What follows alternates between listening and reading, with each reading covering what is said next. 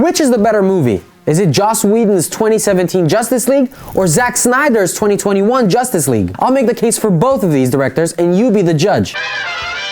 In case you missed it by living off the grid or something, HBO Max just dropped a 4-hour movie called Justice League, which is sort of not a new movie.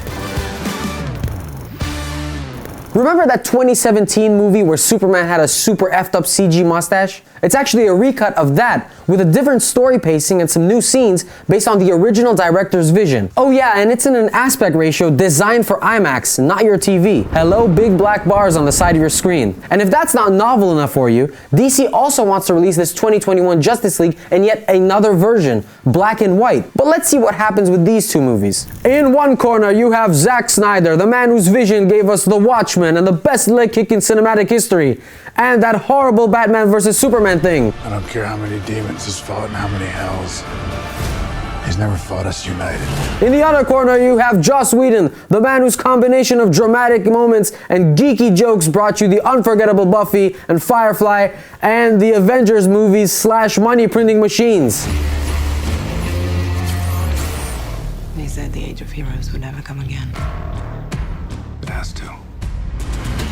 With Marvel ruling the silver screen, DC also wanted to make the money printing machine go so they first hired Zack Snyder, then Joss Whedon to work their magic on Justice League. So if you open up your TiVo or what you use to keep up with your streaming apps and saw these movies, you now see the answer to a very big question. What happens when DC tries to recreate Marvel's time-tested formula? You know, the one where you put all your superheroes in one pot and just have a 2-hour CGI fest so the fans can spend the rest of their lives arguing which superhero is the most powerful? I'll tell you what happens. The makers had to spend about $370 million to get 2 movies called Justice League to watch in your streaming apps, Whedon's theatrical cut and Snyder's cut, plus some things for you to weigh in on. 1, which director had the better movie, and 2, which director actually failed. Well, let's see the arguments for the best movie. Just kidding, there's literally no defending the 2017 Justice League. Hit the like button if you agree. Dostoevsky.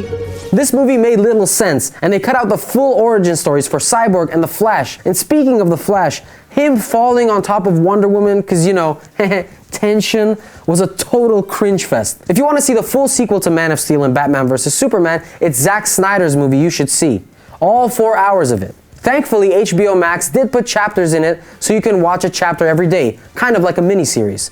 But still, I do think Whedon caught way too much flack for this movie because both sides have their issues. Your Honor, I'm here to present Whedon's side. First off, Snyder was hired to make a 2-hour movie, and he had to make it way less dark than Batman vs. Superman, which was, you gotta admit, not just bad, but also depressing. Did Snyder do it? Nope. He shot enough footage for 4 hours, killed all color until you had gray Superman, and put in so much slow motion, I think at least 20% of the movie is actually like this. Then when he left the project, Joss Whedon, a director with a totally different style, had to step in and turn it into his type of story. After all, execs wanted Justice League to be more like the Avengers, and that's exactly what Whedon did, from the runtime to his funny one-liners. Well, I wouldn't count on the tribes of men.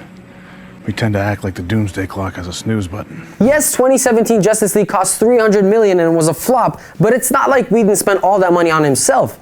He had to reshoot a lot of scenes and combine them with existing footage to make a new movie. As for Zack Snyder, I think the last few years on social media showed who has the most support. Zack Snyder was the original director of Justice League. He also did the previous movie, so it was his movie at the end of the day. It took hundreds of thousands of people petitioning and supporting the Release the Snyder Cut hashtag, but Snyder did come back.